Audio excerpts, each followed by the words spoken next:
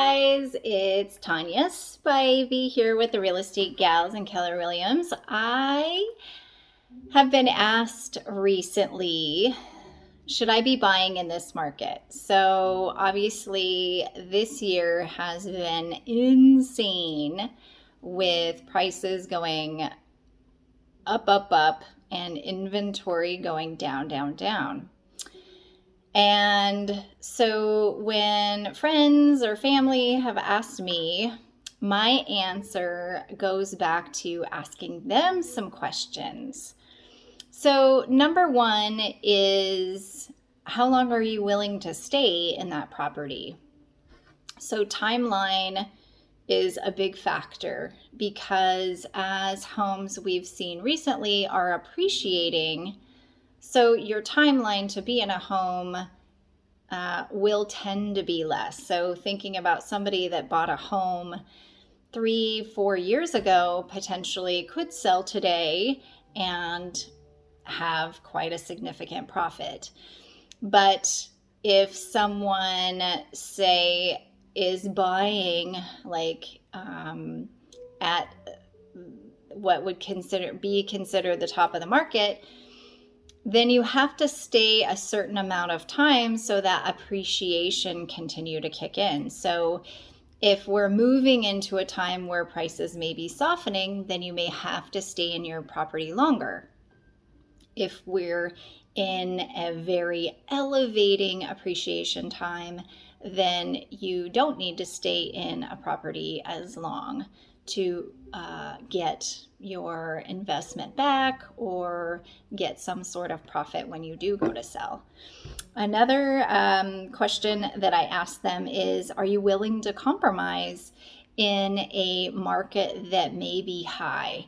So if somebody's budget is X amount of dollars and things are going over that price, they may have to compromise some of those things that they thought that they wanted to have because we are in a higher market versus maybe 4 or 5 years ago where you could choose to be on a street that had sidewalks versus maybe now the price of a home without sidewalks is more in your price range.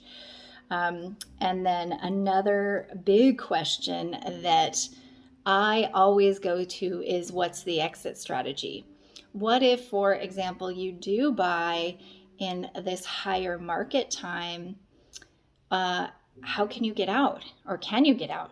Will you rent it if it becomes too expensive? Will you stay and have roommates, or will you have to do some other means where potentially you don't make a profit? Just being very clear on what is the exit strategy if for some reason the market does tank and we do go into a major recession.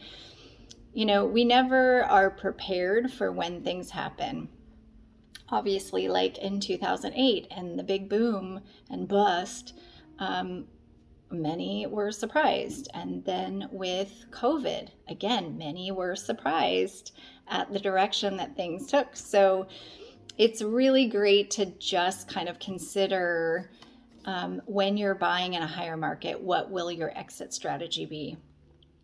And then the other big one is your income going to change over time? So for some people, maybe they want to be a stay-at-home parent in 3 to 5 years. Well, is that going to shift what home you purchase? Or maybe you're having to start paying for college. Is that going to give you a shift to where maybe you don't upsize or move into another home because your current mortgage is doable? So just considering what the income will look like moving forward in 3, 5, and 10 years. That kind of helps gauge, should I move or not? Should I buy a higher priced home or not? And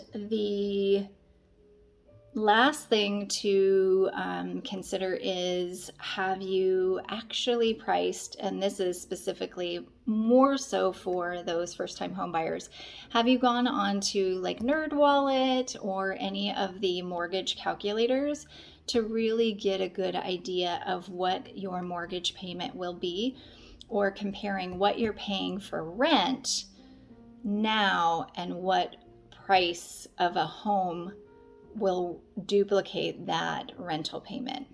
That will kind of give you a good idea if you're ready financially. And then lastly, obviously, savings.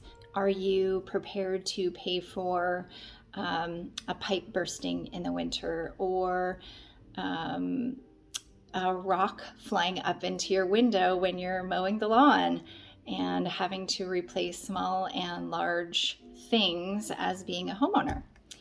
So I hope that helps any of you that are kind of trying to question, should I buy in this market or not? Getting down to your own personal story and what's going on with you is a better gauge, obviously.